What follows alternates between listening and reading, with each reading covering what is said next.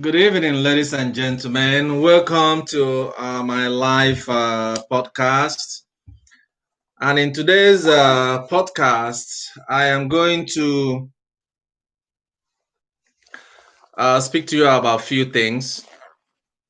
I'm not going to be long today, but as we know that we are coming to the election season, so I intend to speak to few on few things that the Lord have shared with me, and also speak on the general statement. I'll try to keep them separate so that you will know the one that the Lord has brought to my attention. So, welcome to my channel. If you have not already subscribed, and if you're on YouTube, please subscribe, hit the subscribe button so that anytime that I'm making a podcast, you will receive a notification, and hopefully it can allow you to get that notification.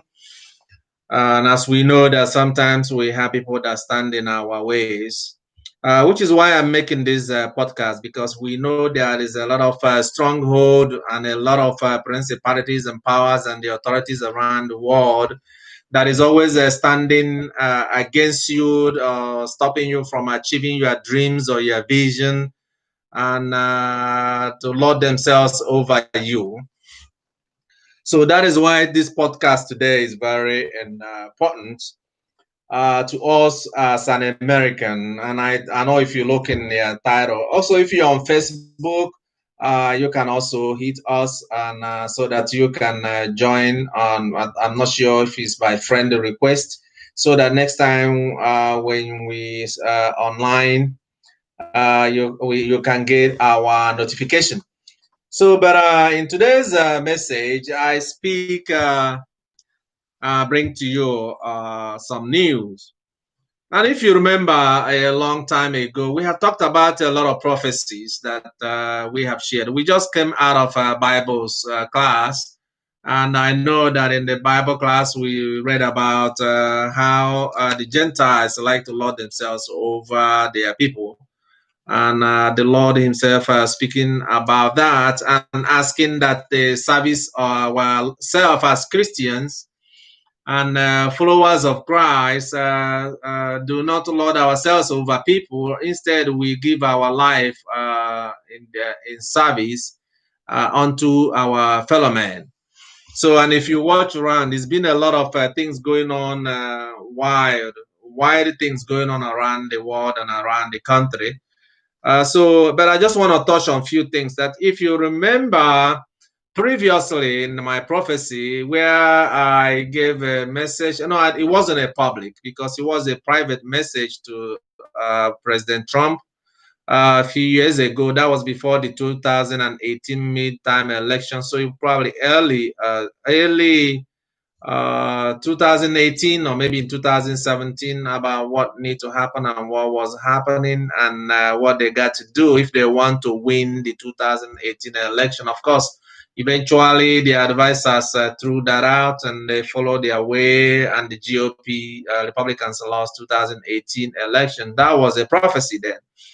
And again, there was a prophecy that I gave regarding this 2020 election. And I believe that, in fact, because I know there is gatekeepers, that sometimes the message doesn't get to President Trump, and I send her a separate message, direct message in my own handwriting. I think it was probably January 14th of 2020, warning that there has been a plot to remove him by all means necessary. And this plot has a global conspiracy against his administration and to take him out by all means necessary. That, of course, you are aware of previous prophecy that we have given regarding the Mueller probe, the DOJ, and the Intels and all their plots, the coup d'etat that was planned against him. So we are familiar, and if you are following me, you would have known and heard then. And so also was that of the 2020. And because of that, I did inform President Trump. Now, of course, I know there's always going to be someone that we want to throw that away as if it's untrue. that there is a plan by the tech companies to interfere in the election and take him out. And I don't mean to kill him, but kick him out of the office by all the tech industries. It's a pact that they have signed, and that they're going to take him away his Twitter, his social media handles. Because as you know, he reaches to a lot of people through social media, that they're going to take it out. He won't be able to use it in this campaign. But anyway, that's old news now, because we know it happened just like that when they decided to start to censor him and shadow ban him, just like the prophecy came to him. And then, of course, there is something the Lord asked him to do in order to overcome the impact of the social media attack and the internet plot to not to get him re-elected. The Lord told him what to do, but of course with COVID, those things as another barrier. And of course, COVID was also prophesied. And so if you are listening to me now, it doesn't matter which campaign that you support, or which presidential candidate you support, which party you belong to, but to remember that you are an American, and that if you are to vote, you are an American, and you have a civic duty to vote, because it is through the vote that your voice are heard. And do not think that you are going to depend on anybody. There's already a prophecy there warning that those that depend on the post office and the people are taking a big risk, because eventually that's not a reliable place. And if you're relying on internet for you to vote to, in fact, for that reason, I say that it's better for you to go and cast your vote where you're supposed to cast your vote. So that if you want your vote to count. Why is that? Well, this is very important, because the Lord wants to hear from you. As an American, the Lord wants to hear from you in this election. Not that it's God who don't know what to do, but as you, oh no, I forgot we are not in church, and in the Bible class, we were talking about how God do not always interfere in free will. So go and express your will regarding who do you want to be elected, but be mindful that whoever you elected will have an impact about what is to come after this election. I'm not going to tell you who to vote for, but I must tell you to think about it very, very seriously. Look at your life. Look at what is happening in America, and think about the implications of that single vote that you will cast. So that's my message. And no, that's not in my message today, but I just, it's on my mind right now, so I must say it out. That if you look in the history of our country, America has fought wars. During our Civil War, we fought to the war where we killed our fathers and our mothers and brothers and sisters and uncles and aunts, and killed almost 500,000 of them in order to stand up for the unity, to defend the Union, keep the country one. And at the same time, also then was the issue of slavery. That was also a problem then, where and whether it can be done away with. And it's been a long journey since then, but I want you to think about something very critical, because sometimes people take this for granted, that America have fought wars in all over the world, talking about the same thing, freedom for the marginalized, trying to take democracy to all these countries and convince them to accept our brand of democracy. And today in America, the world is watching and looking to see that America cannot have an election that is not made with a lot of controversies, like a third world countries. So if you are an American, how does that make you feel? What about all the people that we have sacrificed and in all the wars that we fought? To defend democracy, to take democracy to somebody else. To let them know that through our brand of democracy, that somebody can achieve their potential and in self-governance, the government of the people, by the people, for the people. That all the people that we have sacrificed and the blood that we wasted sometimes in a foolish war in order to promote this democracy, but yet in this particular point in time, that democracy is in question. Can you tell me, as an American, that have made all these sacrifices around the world and died for all these things, then that you can see that in today's situations and environment, the enemy, the fighting, the infighting, and the hatred, and things, instead of being an instrument of something for people to rejoice and look forward to choose their leader to lead themselves, self-governance to the people. We are bringing all kinds of pranks and all kinds of practices that puts that into question.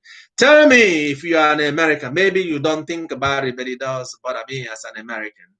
Coming from Nigeria, where they don't understand what democracy is, and there is never any government have been in Nigerian democracy that we can say that is legitimately earned by as a result of the votes of the people.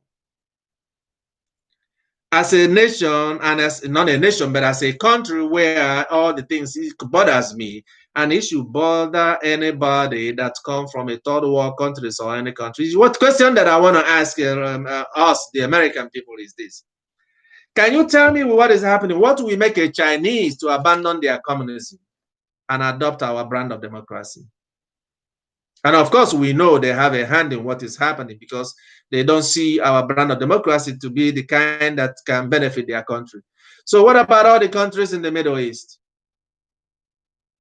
Have anybody thought about what it means? So which one is more important? Whoever that is in there, which one in terms of value?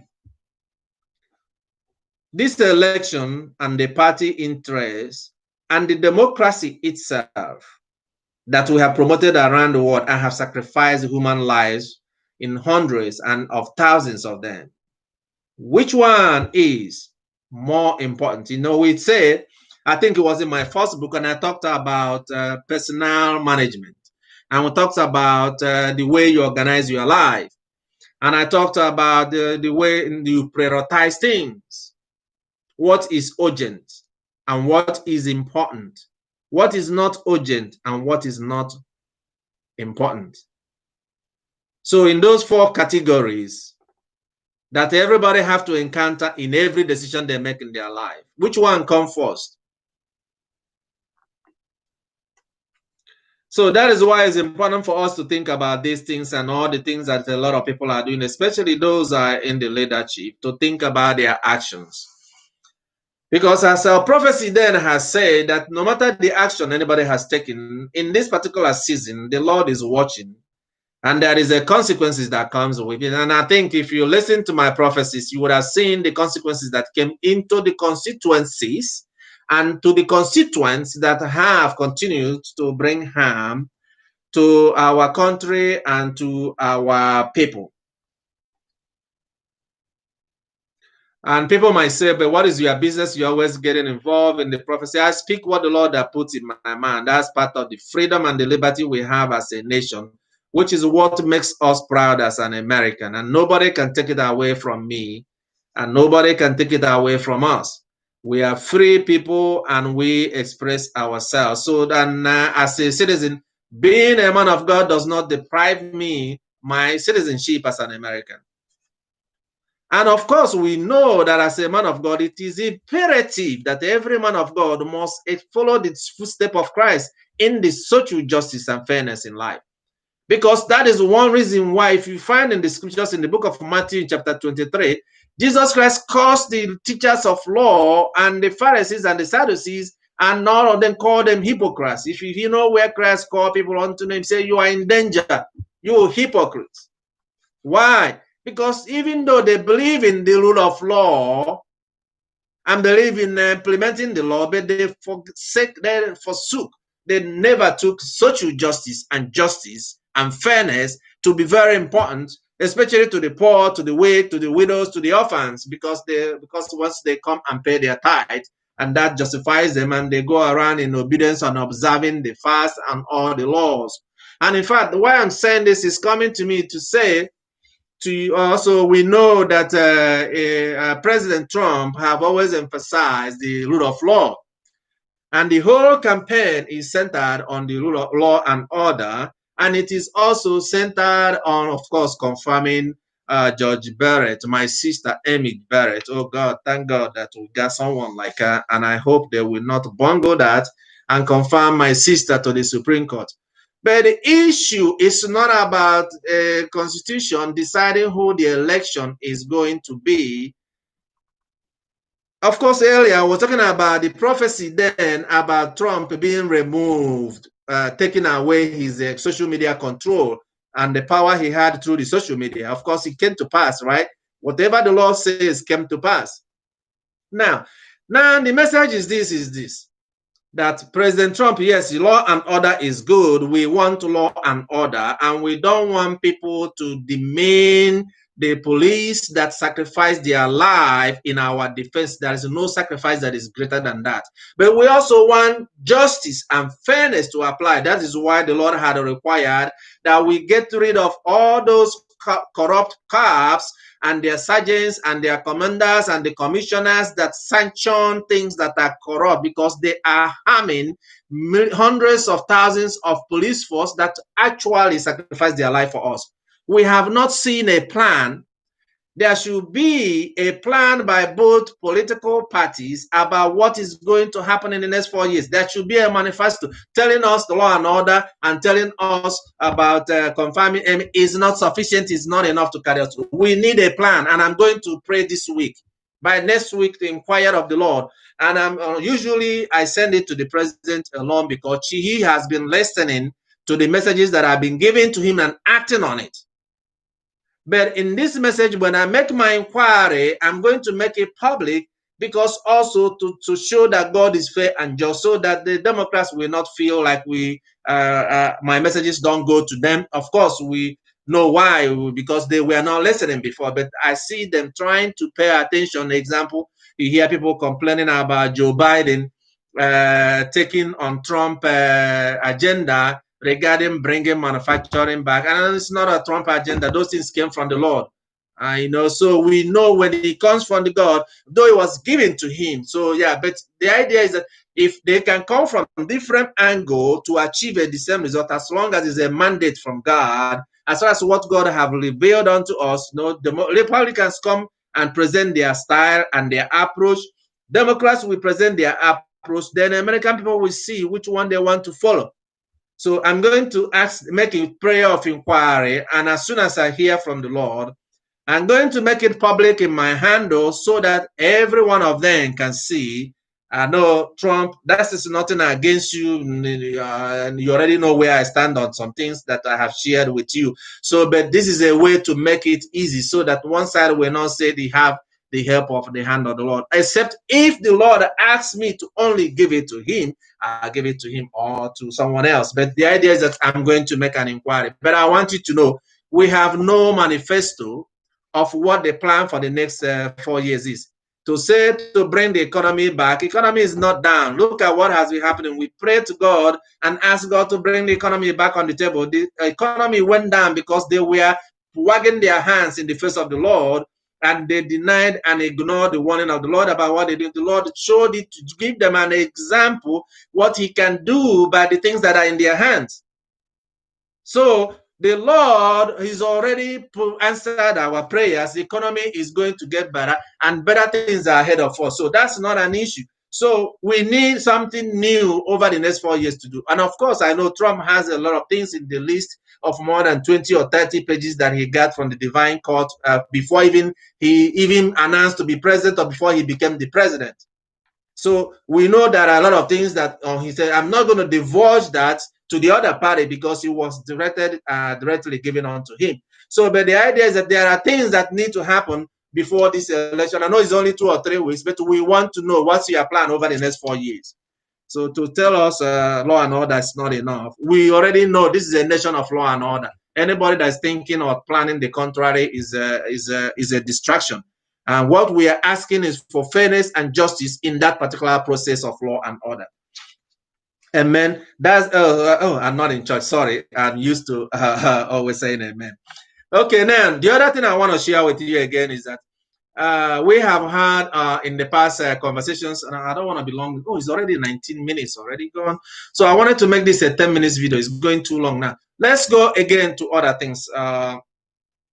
I've been saying I will share the vision that I had with where the Lord took me back in the time and the days of Abraham Lincoln. And I want to share that today.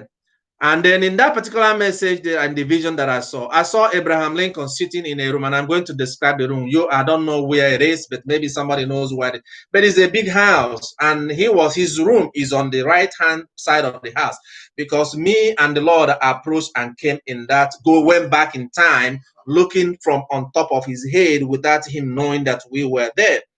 And in this room that where he was, which was his room, there is a window on the right-hand side, and there was a table there, which is like a study table. So I don't know if it is his study or whatever, but I know he was sitting on a chair, and there is a table, and there is a book, and then there is also another chair that sits in front of the window, right in front of the window, like this is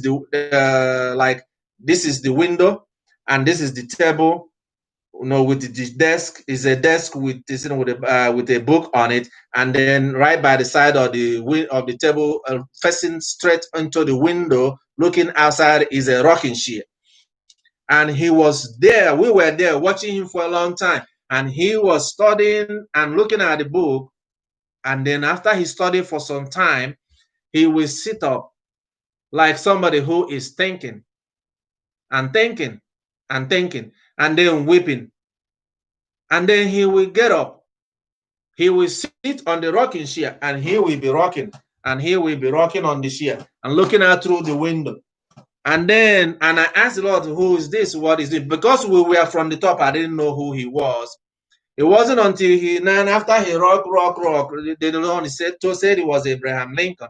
And then by the time he got up from the rocking chair, and then he stood up looking out through the window, and then that's when I asked, but what is he doing? And he keep doing that. He go back, he sit down, he read some more, and he go back, he rock, and then he look up in the window. I said, what is he doing? And then the Lord says that he's disturbed and he's troubled by his own people. And that's actually the time that the Lord told me, because when I asked him, who is this? What is he doing? Then he told me that's Abraham Lincoln. Troubled by the problems in the country, fighting wars, and where they are killing their own brothers and sisters over to keep the America united and together. And he's talking about ending slavery, but he didn't have the support of his party to do that, because it's part of the reason why they were fighting wars. So, and he's kind of troubled. So he's finding solace in the scriptures and in the word for encouragement to strengthen him before he makes that one decision. And of course, I wasn't there when that happened. I didn't know anything about if he faced any obstacles or challenges or not, but it was a hard decision for him to make. One, to set Black people free. Two, and more importantly, in the changes that will come after that. And he was looking for answers. I said, but why is he praying, sitting, read, rock? He said, because he's in thoughts and he's looking. He said, why is he looking outside through the window? He said he's looking up to God to see if he can get some answers or direction on what to take. So I'm only sharing that to say that when it comes to a decision like, a lot of things, it may not be easy. But by looking up to God and praying about it and trusting God, the person may find a solution to his answers. And then, of course, we know there's no point to tell you the rest of them, because we know the outcome of that particular decision, because Black people were set free eventually. And he did that against the political establishment. That's what it takes to be a leader. Sometimes you may not have to agree with your leader, with your party, or your supporters, but you know that is a very critical thing to do, because by doing so, he opened a lot of doors for especially the African Americans that were slaves then. And not only that, opening the doors for them to be free, to set them free and allow them to go around other places so that they can achieve some opportunity. So that's about the vision. And the other part I am going to share again in the next podcast is the intercession and the encounter I had with the Lord regarding the punishment that he had planned around the world, which we are only buying time. It does not remove it, but we are only buying time. And we talk about that encounter with the Lord. Regarding that, has to do with what he wanted to do with the powers that have caused, for example, what we're saying that Abraham Lincoln played an instrumental part to slavery, racism, Jim Crow, and stuff like that.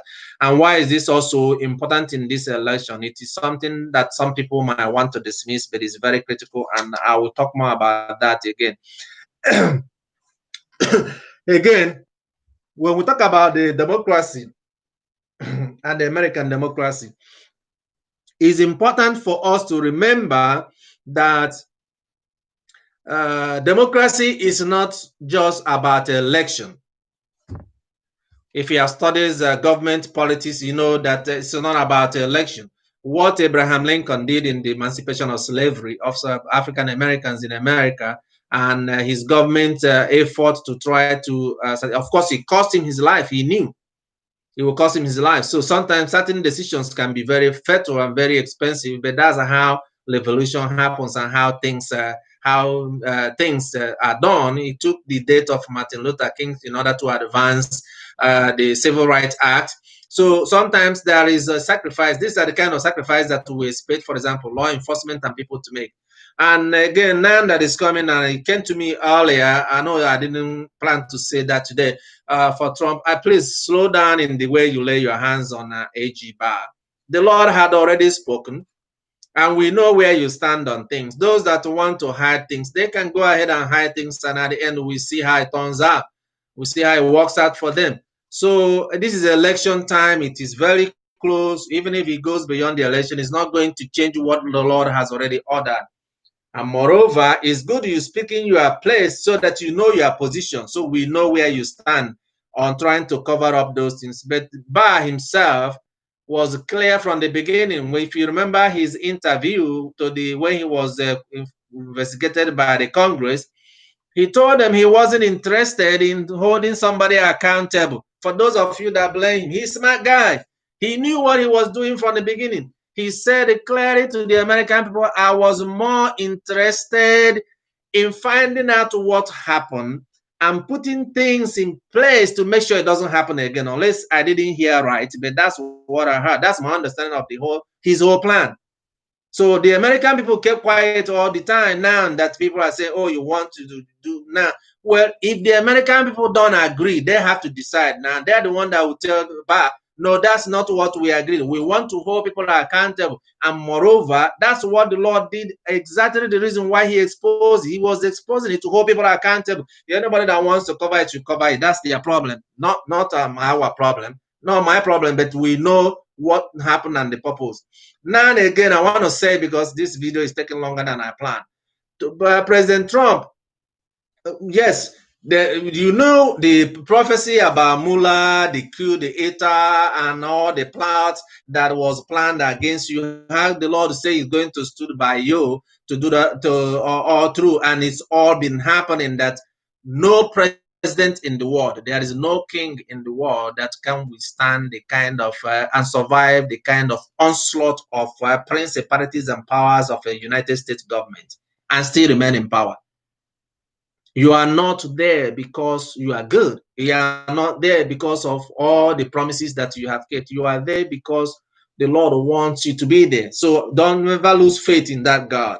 So the point I'm saying is that before people say, oh, he is a Donald Trump, a man of God is supporting Donald Trump, and I said, well, it doesn't matter what people say. I'm saying everything I said, I received from God because I had no privilege to know any of this.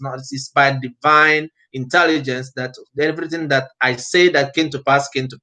So there's no need to apologize to anybody as far as where and the message that I have given. But all I'm saying is this, is that yes, you already made your statement about holding people accountable, but this is close to election time. In order for that to let him finish whatever he wants to do, then we see where he landed. When he landed, then we know where is. That's when we know exactly what he's going to do. So that's my message to Donald Trump. Just like all the time I say, oh, let Mueller finish. We see how it turns out for him. And then so it was, and he said there's nothing that will come out of it. So the Lord already said that they will be held accountable. Anybody that wants to cover it, let them cover it. It's not your fight anymore, and the Lord will take over from where man finishes. That's the way it works. So let's focus on this election. There are more critical issues we need to address. So let the American people speak their mind, because they may decide that's what they want. Then, of course, then God already said what He's going to do. God already decided what He's going to do, whichever way they go to. So let's see. If you those that don't believe in God, let's use this as a, if you want to test God, and let them test God and let them see what will happen. And of course, that you already know that so much that I have said already about some of these things has all come to pass. So we need to focus on things. Yeah. Yes. As the Lord says, then, if you remember the prophecy, then, President, that yes, you are suffering all these things, that the Lord is exposing it. It says like a faces that is made upon the face of the nation, so that people that have said that these things doesn't exist anymore can see that it's still happening today. That's why one of the reasons why you went through what you went through. Some people would have gone crazy with what you went through, and of course, you know, many times you have said, "Oh, I can't take this. This is our foolishness. I wanted to go back home after this." And people who were around tell you to remember why you are where you are today, to focus, because nobody wants to stay and be suffering unnecessary injustice when with all the luxury and the comfort you have, you gave it up to come and do this. But you know why you are where you are. So don't forget that for those that wants to listen. So the thing that I'm saying is this.